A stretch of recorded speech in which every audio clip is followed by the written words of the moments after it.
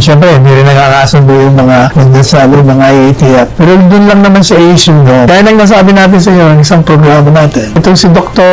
S.P. Cabral, saka si Dr. Manuel Dairi, pareho itong dating DOH Secretary, saying na habang totoo na yung World Health Organization ay nire-recommend na yung 1 meter distance public transportation, pwede naman daw gradual reduction hanggang 0.05 meter or lower is feasible with the help of other policies. Sabi naman ni Secretary Tugade, at kinumpirmi na kanina kasi kausap ka lang po siya bago ako dumating dito, nag-usap kami. Na kaya ako sinuspil day, parang pinalalabas nila na hindi tayo nagkakalalabas naman na nagkakagulo tayo. Hindi naman tayo nagkakagulo. Dalawa, sabi niya, parang pinalalabas din nila na parang binibigyan natin na deadline si Presidente na mag-decide. Natin si Presidente mag-desisyon dyan. Kaya ako naman siya kinausap. Kaugnay naman po sa aking posisyon na sinabi ko sa inyo. Simula ito nung Martes, sasyon natin na may programa tayo. Pinulit natin, Merkules. Pwede naman pagsamahin yung dalawang 1 meter distance at the same time. Tulungan natin ekonomiya na lumipad. Tinanong mo nga si Secretary Tugade, ba't pwede tayo magdagdag? Kasi hindi naman pala 15%. Mali naman pala sabi nung kanyang. Ang 15% daw ng mga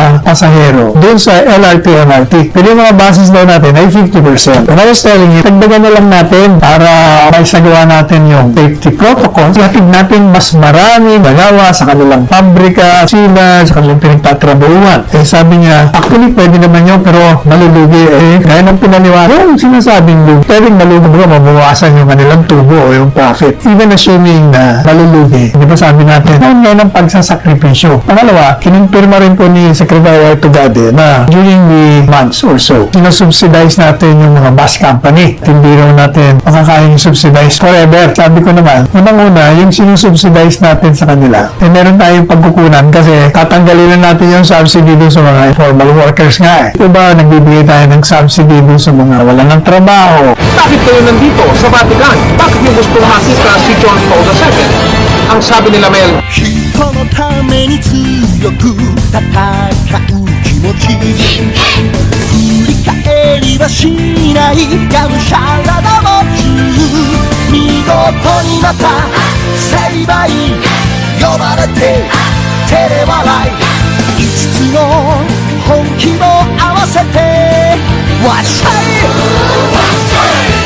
一見落着日本バレー四六時夢中未来へ走り出す1から10まで真剣だ勇気に乱れ咲き真剣じゃ iisa lang kami, iisa lang ang aming misyon.